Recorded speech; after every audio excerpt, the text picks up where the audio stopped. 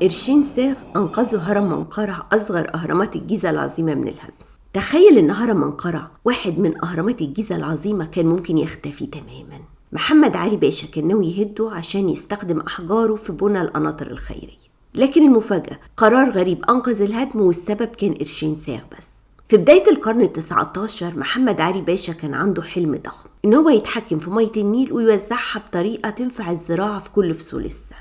عشان كده قرر يبني مشروع ضخم اسمه القناطر الخيرية، وفعلا بدأ العمال يخلعوا أحجار هرم منقرع.